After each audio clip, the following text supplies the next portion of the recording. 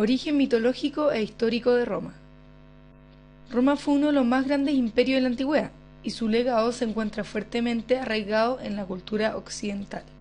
¿Pero cómo comenzó todo?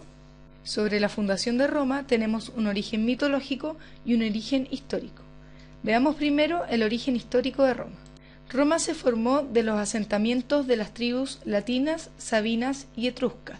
Los primeros habitantes se instalaron en las 7 colinas, una confluencia entre el río Tíber y la vía Salaria. En el siglo VIII a.C. se unificaron bajo el nombre de Roma Quadrata. Los historiadores romanos fijaron la fundación de Roma el 753 a.C. y a partir de eso crearon su propio calendario.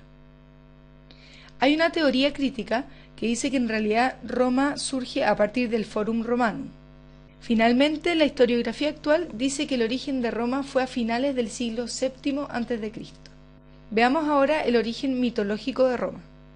Está fechado el 21 de abril del 753 a.C. La explicación mitológica es una tradición. Se trata de la historia de Rómulo y Remo. El poeta Virgilio, en su obra La Eneida, tomó la tradición y redactó la historia. El héroe troyano Eneas, después de la caída de Troya, había llegado al Lacio y se había desposado con Lavinia, hija del rey latino. De ellos descendió Rea Silvia. El dios Marte se enamoró de ella y tuvieron juntos 2 hijos, Rómulo y Remo. Un hermano de Rea Silvia, anheloso de conquistar el poder para sí y sus hijos, hizo colocar a los gemelos en un canasto en el río Tíber. Pero ellos se salvaron, siendo criados y amamantados por una loba.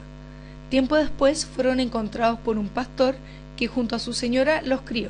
Al descubrir su historia, los hermanos se dieron cuenta que tenían la misión de edificar una ciudad. Rómulo descubrió que debía fundarse en el Monte Palatino. Convencido de eso, trazó un límite de la ciudad donde iba a ser construida la muralla. Remo atravesó ese trazo de la muralla para burlarse de su hermano, pero como el área urbana era sagrada y nadie debía violar ese muro, Rómulo le dio la muerte a Remo. Así Rómulo se convirtió en el primer rey de Roma.